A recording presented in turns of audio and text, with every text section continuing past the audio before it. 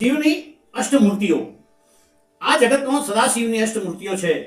સર્વ, ભવ, રુદ્ર, ઉગ્ર, ભીમ, પશુપતિ, ઈશાન અને સદાશિવ. શિવના 8 રૂપો વડે પૃથ્વી, પાણી, અગ્નિ, વાયુ, ક્ષેત્રજ્ઞ, સૂર્ય અને ચંદ્ર અધિપતિ થયા છે. અર્થાત પૃથ્વી વગેરે 8ને શિવજીના 8 સ્વરૂપોનો જ મુખ્ય આશ્રય છે. સદાશિવનું સર્વ નામે પૃથ્વીમય સ્વરૂપ સ્થાવર જંગમ જગતને ધારણ કરી રહ્યું છે. શિવજીનું જળ સ્વરૂપ એ ભવ સ્વરૂપ કહેવાય છે, જે સમસ્ત જગતનું પાલન પોષણ કરે છે. પ્રભુ શિવનું રુદ્ર નામનું સ્વરૂપ વાયુ રૂપે અંદર તેમજ બહારથી સર્વને ધારણ કરે છે.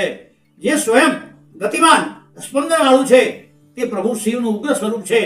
શિવનું જ સ્વરૂપ ભીમ નામે કહેવાય છે. તે સર્વને જગ્યા આપનારું અને સર્વવ્યાપક છે, તેમજ રાજાઓના પાર્થિવ સમૂહનું ભેદન કરનાર પણ છે.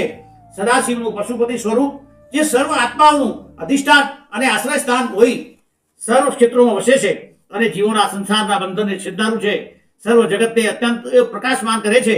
તે સદાશિવનું ઈશાન નામનું રૂપ સૂર્યના નામે આકાશમાં ફર્યા કરે છે.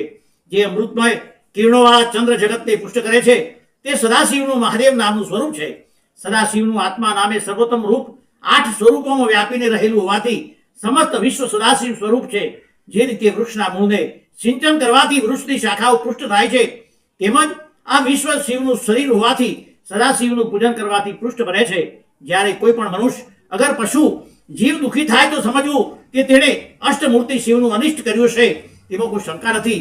પોતાનું તેમજ જગતનું કલ્યાણ ઈચ્છતા પુરુષોએ શિવના 8 સ્વરૂપનું શ્રદ્ધાભાવથી પૂજન કરવું જોઈએ. ઓમ નમઃ શિવાય.